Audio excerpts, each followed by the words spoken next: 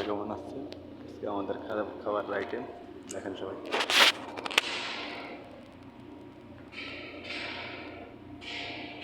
humps, lettuce, cucumber, গাজর, তারপরে tomato, তারপরে এটা আচার পাই, দেশে আচার, তারপরে চিলি, তারপরে খবুজ, রুটি, তারপরে পটেটো, তারপরে রাইস, বিরিয়ানি, ডাল,